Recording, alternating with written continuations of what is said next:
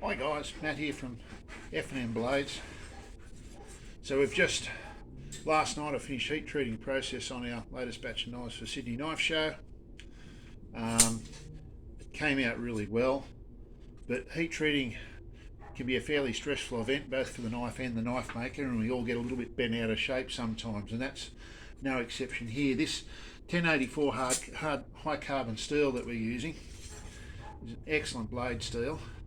As you might be able to see there, some of the blades have come out of the heat treatment process with a slight warp in it. So instead of overstressing the blades when they're still hot or anything like that, what we're going to do is use our new secret weapon, which is this from Niroc, an Australian knife maker who's now making these tungsten faced peening hammers or straightening hammers, and I'm going to use the ball peen end to straighten this blade out. So putting it on the anvil, cup face upwards, which is a little bit not what you might expect, but cup face upwards. The idea is that we'll peen along the area where it needs to be straightened. That'll actually stretch that top surface, that'll actually push the end down. So let's give that a try. Just have a look there. That's sort of that rock and that sort of bend. And it'll take a few minutes each knife to get it right, but the first thing I'm doing here on my anvil surface is working out where the centre of the bend is just by rocking the knife backwards and forwards, and that's where I'll start with the blows and then just gradually work my way out.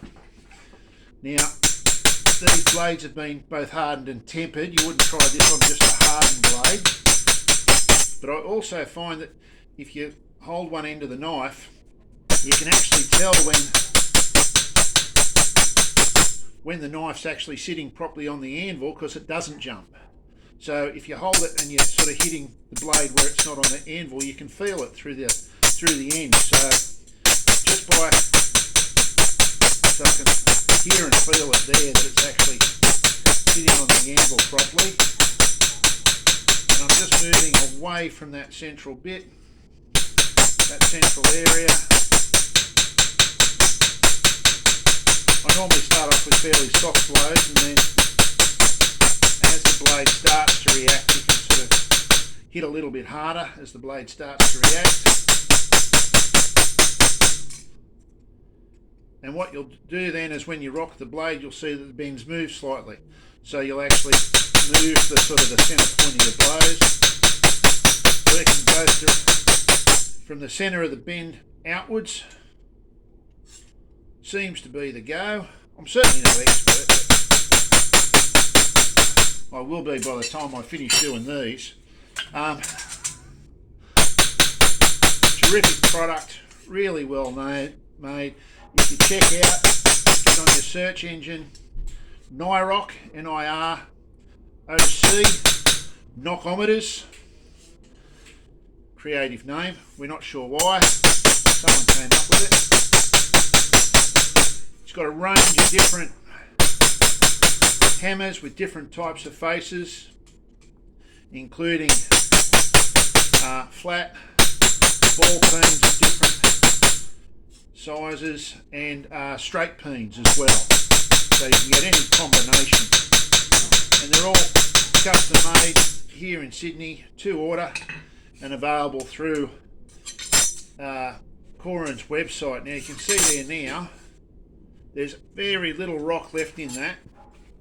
Hold that up, you can see that's getting pretty straight, and if I eye along the edge I can see the point of deflection if there is one.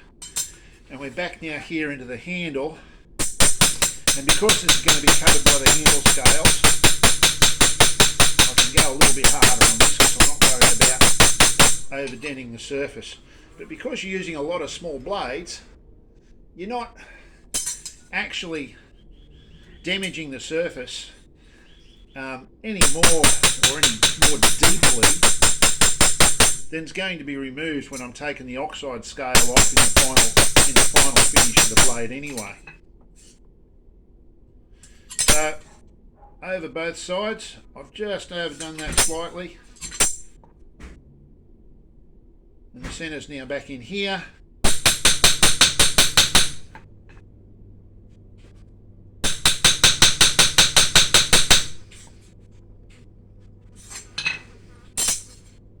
No rocking that side.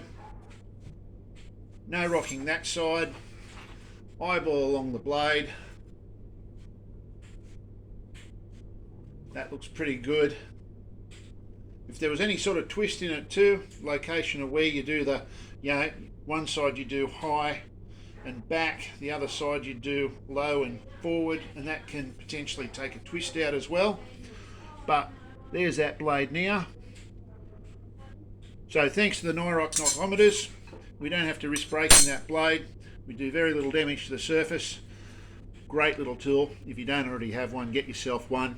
Corin does great work, and I highly recommend them.